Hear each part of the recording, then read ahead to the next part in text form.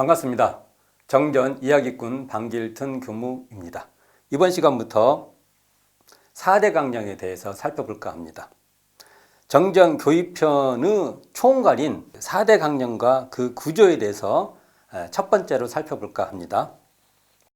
4대 강령은 정각정행, 지음보운, 불법 활용, 무아봉공 네 가지로서 정전 교육편을 마무리하는 총괄의 장입니다. 이게 총괄했다는 것이죠. 4대 강령은 원기 26년, 1941년경에 형성된 교단의 목표입니다. 일제 감정기에 조선 총독부가 원불교의 전신인 불법연구회를 해산시킬 목적으로 불법연구회는 무엇을 하는 단체이냐고 묻게 됩니다. 당신들은 무엇하는 단체요? 하고 묻는 것입니다. 뒤에 검은 속내를 가지고 묻게 되는 것입니다. 이에 대해서 소태산 대종사께서는 이런 쌍에 근원한 사은사요와 사막팔조를 교리의 기둥으로, 양대 기둥으로 딱 세우고 대외적으로 우리는 이런 것을 하는 단체입니다고 하는 교법의 메시지를 제시해 보인 것이 바로 4대 강령이라는 것입니다. 이후 4대 강령은 불교 정전의 교육편의 첫머리를 장식하게 됩니다. 이런 회상의 메시지를 4대 강령으로 분명하게 제시한 것입니다. 불교 정전 교육편에서는 4대 강령을 시작으로 하여 인생의 요도와 공부의 요도로 결론을 짓고 있는데요. 원불교 교전의 정전 교육편에서는 인생의 요도와 공부의 요도 그리고 4대 강령을 쌍으로 결론을 맺고 있다는 것입니다. 그러니까 불교 정전에서는 4대 강령을 처음에 시작되고 맨 마무리에 인생의 요도와 공부의 요도로 마무리됐다고 하면 원불교 교전의 정전에서는 4대 강령과 인생 요도, 공부 요도 두 가지를 쌍으로 해서 마무리한다는 것입니다.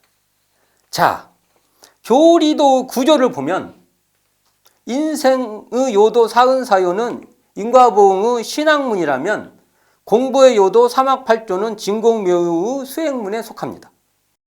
4대 강령은 그 모습이 거북이 모습으로 교리도에서 4대 강령은 그 거북이의 네 발 위치에 배치되어 있는 모습입니다. 또한 교리도는 사람의 모습으로도 볼 수 있는데 이렇게 본다면 그 4대 강령의 위치는 사람의 손발의 위치에 자리 잡고 있다 이렇게 말할 수 있습니다.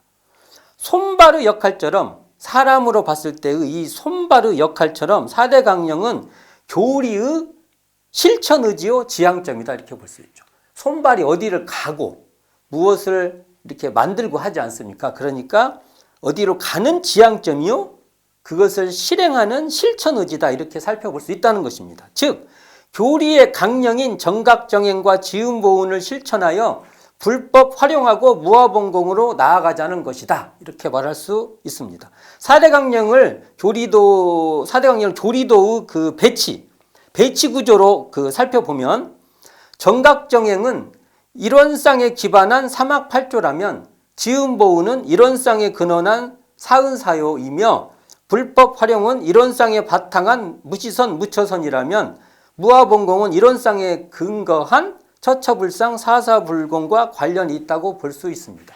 그 교리도의 모습의 그 관계성을 보면 그렇게 대별할 수도 있다는 것입니다. 이런 쌍을 머리로 삼고 있는 교리도 구조가 중요합니다.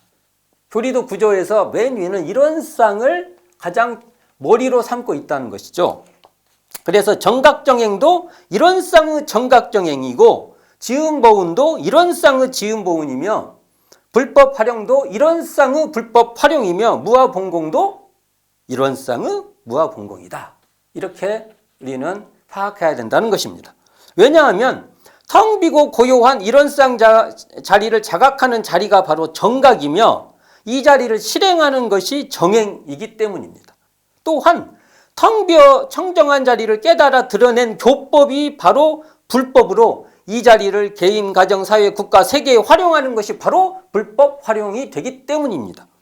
그리고 텅 비어 청정한 일원상 자리에서 드러나는 은혜의 실상을 자각하는 것이 바로 지은이요, 이 은혜에 응답하는 것이 바로 보은이기 때문이며, 청정하여 지공무사한 일원상 자리에 들어 사사로운 나를 놓고 공변된 자리를 실천하는 것이 무아봉공이기 때문입니다.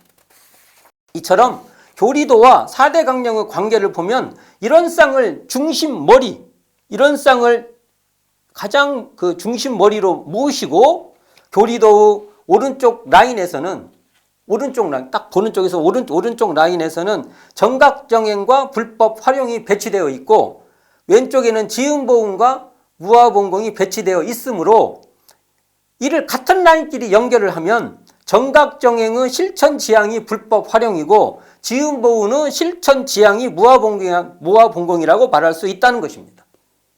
이런 시각으로 본다면 첫째, 정각정행하여 불법을 활용하는 실천 의지로 확대되어야 한다는 것입니다. 우리 4대 강령으로 봤을 때 원불교 수행의 정체성은 정각정행입니다. 바르게 깨달아서 바르게 행하는 것, 이것이 원불교 수행의 정체성이라는 것입니다.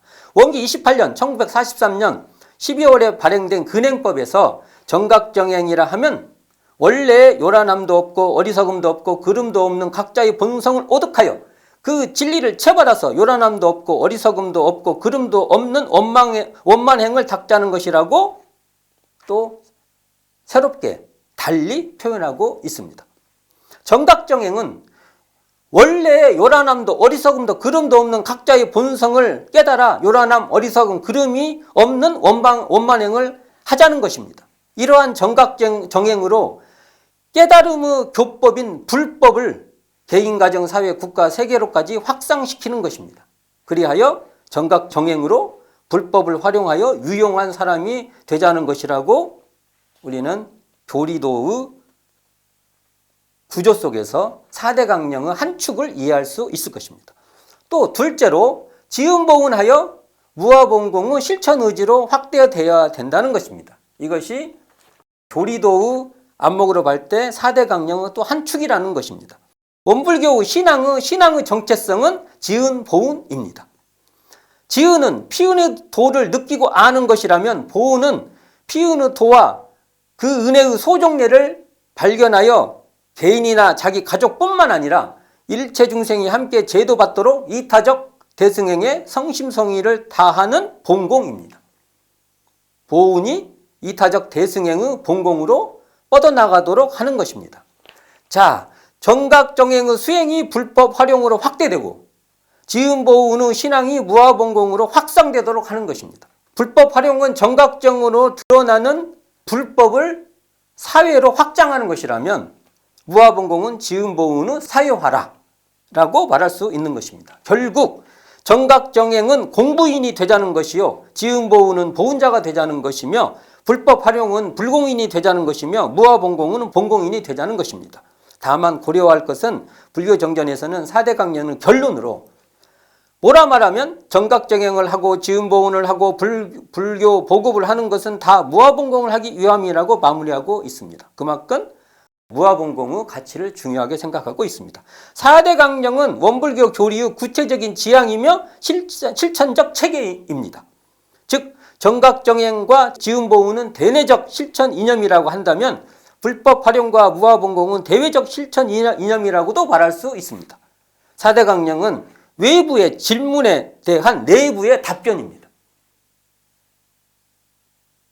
이론회상은 무엇을 하는 곳인지 라는 물음에 대한 대답입니다. 이러한 태생에 따라 이러한 그 4대 강령이 이렇게 태동된 이 태생의 성격에 따라서 4대 강령은 각 시대에 따라 그 시대의 질문에 타당하게 답변해야 하는 과제 상황이 시대별로 있게 된다는 것입니다. 우리는 계속 시대에 따라서 4대 강령을 설명해야 된다는 의무가 있다는 것이죠. 그러므로 당면하는 시대의 질문에 따라 그 시대의 언어로 다시 읽기, 다시 쓰기를 해야 하는 진행형의 문답이 바로 4대 강령이다. 이렇게 말할 수 있을 것입니다. 오늘은 정전교육편의 결론인 4대 강령과 그 구조의 입장에서 살펴보았습니다.